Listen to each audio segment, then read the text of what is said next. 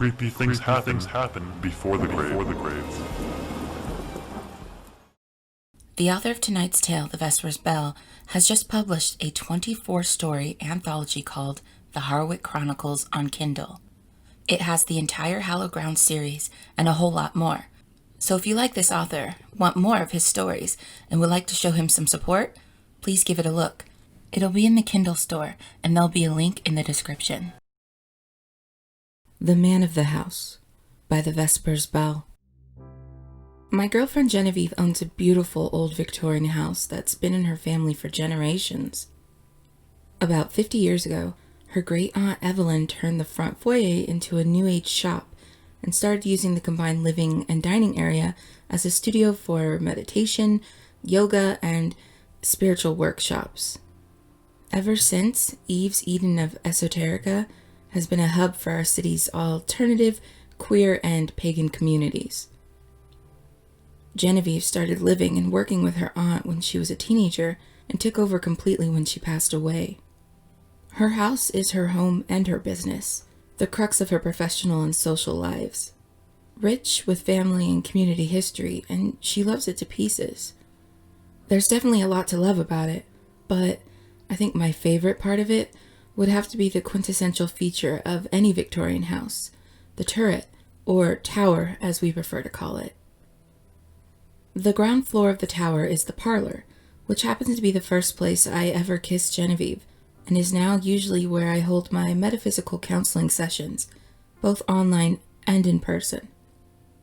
The second floor of the tower is the study and library, filled with around 2,000 books, some of them older than the house itself. It's also where the entrance to the panic room is hidden, but you didn't hear that from me. But the attic floor of the tower is the best. We call it the Watchtower Room, and it offers an amazing view of the east side of town. We can see downtown, the Queen Street Clock Tower, the Avalon River and Avalon Park, the college, the botanical gardens, and even as far as the fairgrounds. It's a perfect place to just sit and speak and think, and just enjoy each other's company.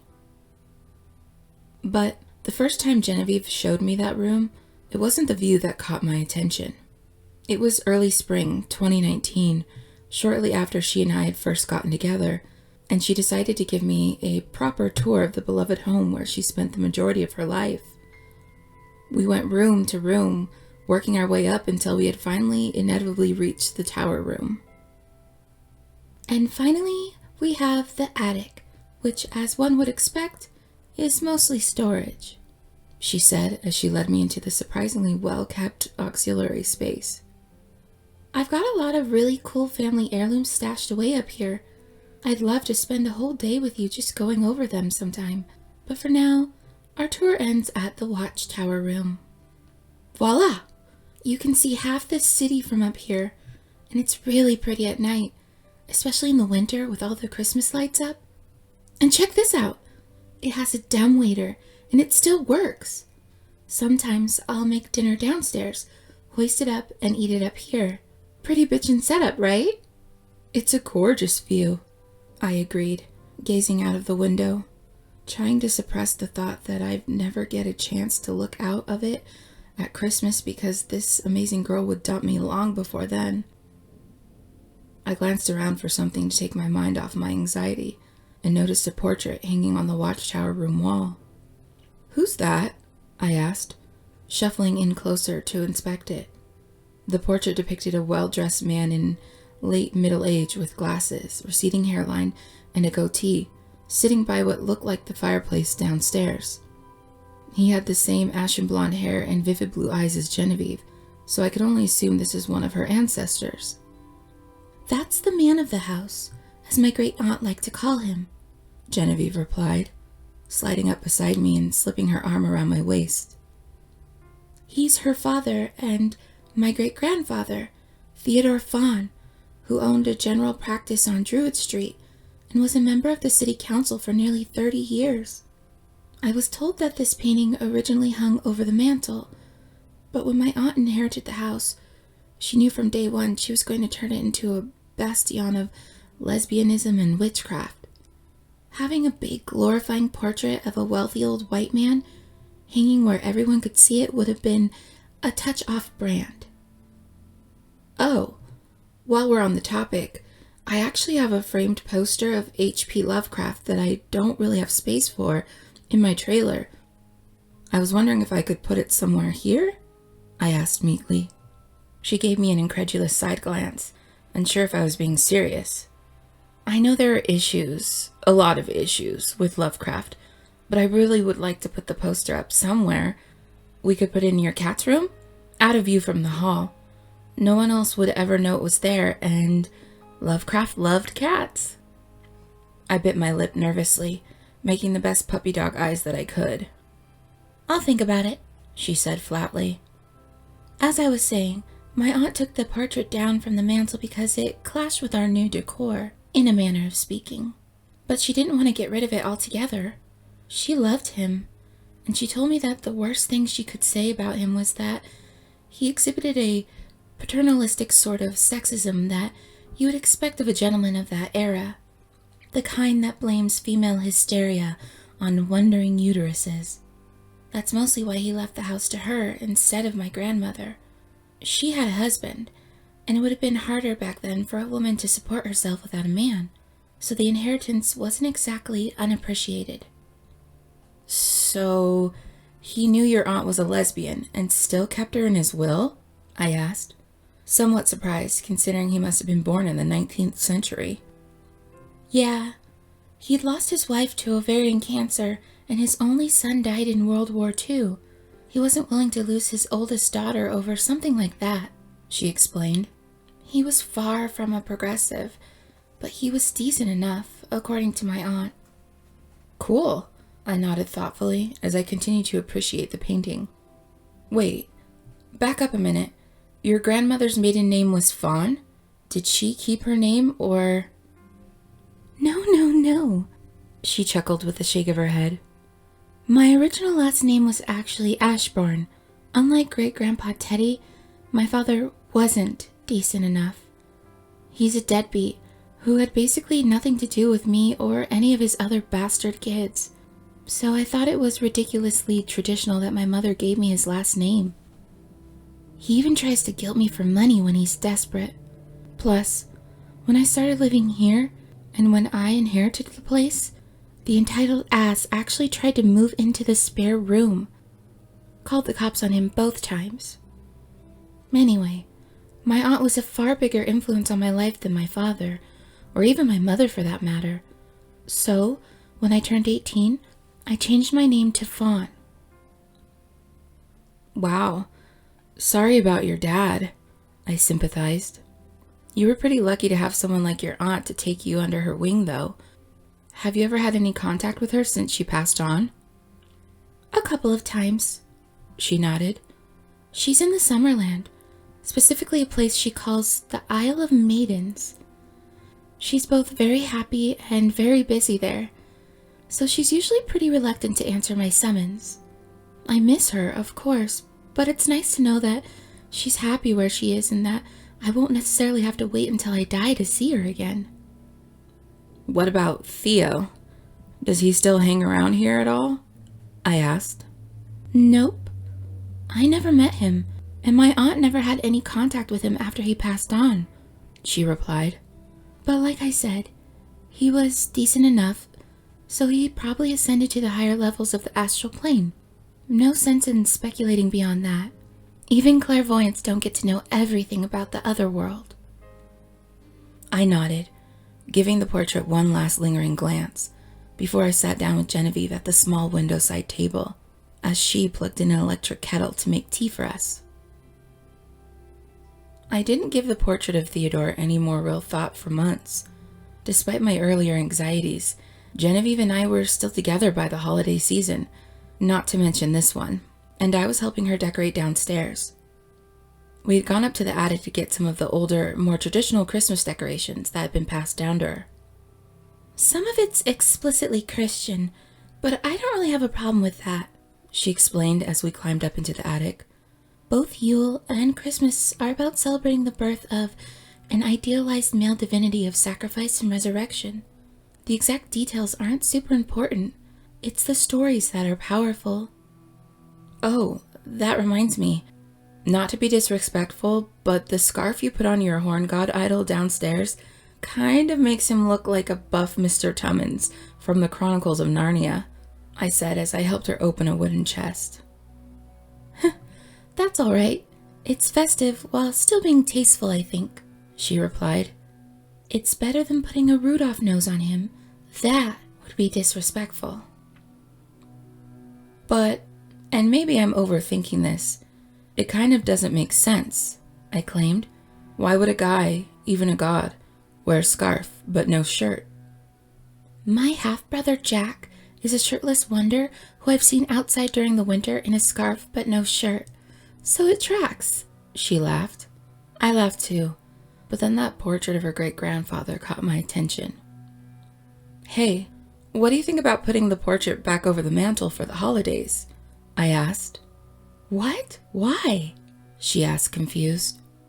Well, it's kind of Christmassy and old-fashioned. Gentlemen by a roaring fireplace.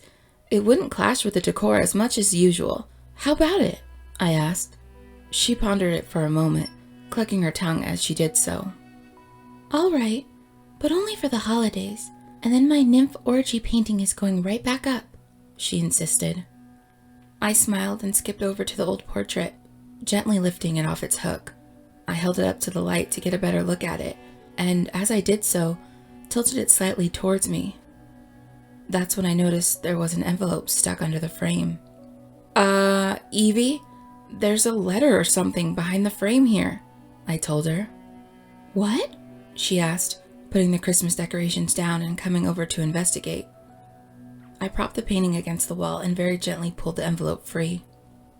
To the old lady of the house, I said, reading the handwriting on the front of it. I guess that's you.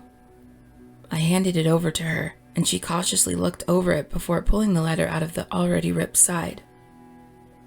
To my darling Evelyn, she began to read. If you're reading this, then I have passed, and you are now the lady of our family home. I shall not waste either of our time by giving you mandates or even requests as how to go about its upkeep, as I do not expect to be able to command you in death any more so than I was able to in life. Nonetheless, as the lady of the house, you are now entitled to certain clandestine lore pertaining to its origin, which I have hitherto kept from you. Do with this information as you will. As you are aware, this house was commissioned by your grandfather, Thaddeus, and it was he who was responsible for our home's many eccentricities. Hidden compartments for contraband and an escape passage underneath the stairs, and 2 secret rooms, one for people and one for possessions. It is the latter of these that the secret vault on the ground floor, with which I have not been wholly truthful. To my knowledge, you have seldom been in there, and never once without me. While you may have disregarded my edict against entering it without permission, as you flagrantly as any other, I don't believe you have. Your disdain and distrust of that space always seemed quite genuine to me, and I don't blame you one bit for that. Though you barely knew him, you know what a vile man your grandfather was. He was a ruthless industrialist with no qualms about breaking the law or consorting with vicious criminals when it suited his purpose. What you don't know is that, like you, your grandfather had an interest in the occult. Unlike you, however, he only learned the blackest of magics for the most unseemly of ends. Within the vault, which houses the most coveted of your grandfather's ill-gotten possessions, there is a trap door. It is subtle, but once you look for it, you shall find it. It leads down to a small sort of root cellar, wherein he housed all manner of occult paraphernalia, most of which are beyond my ken to even appraise. It is most bizarre, though I've heard rumors that such structures are not uncommon within Sombermory. Amidst the many horrid blasphemies that fill the dark space, there is but one which I have no doubt of its purpose. A golem, made in a hideous mockery of man, scarcely more than a gargoyle. When Thaddeus so willed it, the thing would become animate from satanic forces and walk the dark and moonless streets to do his bidding. I know this, for I have seen it with my own eyes. Since your grandfather passed, I have not dared to meddle with anything in the accursed vault, and thankfully, it seems inaction was the correct course, for it has laid dormant all these many years. My greatest fear, though, is that it is merely awaiting an unknown time or a signal to fulfill some secret command of your grandfather's, or that there are others who may still know of it and may come to claim it as their own when both the need and opportunity is upon them. Now this house is yours. This is now your burden. If you choose to simply let it lie fallow as I have, that is your right. But should you choose to apply your craft in exorcising this sleeping demon from our home, I have faith in you as well. I ask forgiveness in both keeping this from you and burdening you with it now. To this day, I abhor your wretched grandfather for bequeathing me such a monstrosity, and if you have the same sentiment, I only ask that you direct it at him, not at me. He lit this torch. I've simply chosen to pass it on, rather than blindly trying to snuff it out and risk fanning the flames in the process. Know that I love you, even in death, and should my spirit fail to attend your seances, please believe me when I say it's not because I would not desperately love to see you again. I know not what awaits me in death, but I do fear that this weight upon my conscience may at the very least demand some perdition before I am permitted any saintly rest. Your loving father, Theodore. Genevieve finished reading, and we just stood there in shocked silence for a moment. Did your aunt ever read that?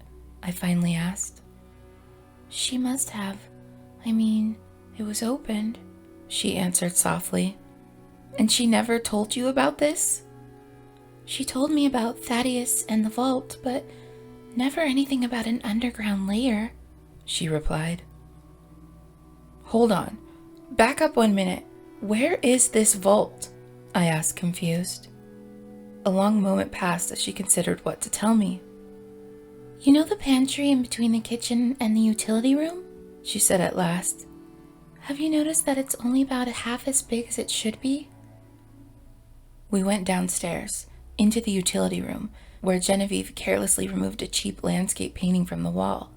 Behind it was an inbuilt combination lock that had been camouflaged as a defunct thermostat, which she opened with a few quick turns of the hand. There was a click, and she slowly pulled on it, revealing a hidden doorway. Behold, great-great-granddad Thaddeus's secret stash, she said dejectedly, shamefully averting her gaze. Inside was a room around the same size as the adjacent pantry, 30 square feet or so, explaining the previously unaccounted for space. Inside were multiple sets of gilded dueling pistols, hunting rifles, and ammunition. More primitive weapons such as swords, daggers, maces, axes, spears, and arrows were mounted on the wall as well. Haphazardly scattered around the small room were candlesticks and silverware, busts and small ornaments, pocket watches and jewelry, mantel clocks and vases. Basically anything that could have conceivably been snuck out of someone's house under a jacket. They were all either gold, silver, jewelry encrusted, or fine porcelain. There was a stack of paintings, a crystal skull, ceremonial wooden masks, and idols from a culture I didn't recognize. A few violins, a can of ostentatious canes, and even a collection of colorful conch shells. I could go on, but suffice it to say, there was a lot of weird stuff packed into that little room. Whoa, I said softly, my eyes darting in all directions to take it all in as quickly as possible. And you knew about this? I did. My aunt showed it to me years ago and told everyone else it was an old furnace she decided to wall off rather than have moved. She nodded. But I didn't know about the trap door though. I never go in there. I'm ashamed of it. So was my aunt. Like, she and I were supposed to be these badass patriarchy smashing lesbian witches. But this house and that inheritance my aunt used to start her business, now my business, it all came from Thaddeus. Thaddeus did horrible things, and some of those horrible things paid for this house. I mean, He murdered labor rights activists and... By then, she had broken down completely and began weeping into her hands. I immediately tossed my arms around her and coddled her head on my shoulder. Evie, baby, listen to me. You're not Thaddeus, I said firmly. I couldn't care less if he's where your house and money came from. None of us choose our family, and I don't judge people for things they didn't choose. I know you, Genevieve, and I know you would never make a choice that would hurt innocent people. You have only ever chosen to heal and to help others, and this is why I love you. This place hasn't been a robber baron's home for generations. This is your house, and you're still a badass patriarchy-smashing lesbian witch to me. Genevieve half sobbed, half snickered at my attempt at solace. Thank you, she sniffled, wiping her nose and eyes with a tissue I handed her. Really, thank you. Sometimes I think that no matter how much pussy I eat or pot I smoke, at the end of the day, I'm just a pampered little white girl who doesn't care where all her nice things came from. I was worried that when you found out about this room, you might think that too. It really means a lot to me that it doesn't change anything between us. Evie, it will take a hell of a lot more than some heirlooms from your evil great-great-grandpa to make me think you still aren't the best thing to have ever happened to me, I assured her, gently caressing the back of her head and kissing her slowly. I believe we are looking for a golem. Yeah, sorry, got sidetracked there, she chuckled. We cleared some of the contraband out of the secret room and quickly found the trap door, just as Theodore's letter had said. It was invisible at a glance, but easy enough to find it if you were looking for it. Genevieve flipped it open, revealing a vertical shaft leading to some sort of room beneath the foundation of the house. We grabbed some flashlights and carefully began our descent. The shaft ended deep beneath ground level, terminating in a small, brick-lined cellar. Inside were no pipes or vents or wiring, just large chests and cabinets bound shut with chains and padlocks, the keys to which were probably lost forever. Well, none of these look big enough to hold a golem, Genevieve sighed with relief. Maybe my aunt already dealt with it for us. Evie, look, I whispered, shining my flashlight onto a bare spot on the wall. The space was wide enough that a man could have stood there comfortably, and hanging from the wall was a pair of broken iron chains. Upon the grimy floor, a pair of large footprints staggered towards the far end of the cellar, where part of the wall was now strewn about as rubble, as though some being of superhuman might had bashed its way through. On the other side of the broken wall was the start of a tunnel, but it had caved in only a few yards from where it began. I can think of only two possible fates for the golem, if it had ever existed at all. The first and preferred possibility is that the tunnel caved in on it, either by accident or by design, burying it forever. The second possibility is that the tunnel caved in after the golem was already free, perhaps to prevent anyone from finding out where it had gone. If the latter possibility is the correct one, then that means the hideous, abominable golem of the murderous robber baron Thaddeus Fawn is still at large, in the world somewhere, and maybe even in the service of someone just as vile. In the years since that night, I've not seen the golem or any sign of it, and I sincerely hope I never do. It's utterly disquieting that Genevieve, and perhaps even myself, may have slept in her beloved home, while the sins of her forefather literally rotted away beneath the floorboards, ready to wake and carry out Thaddeus's final command, to do it when the time finally came.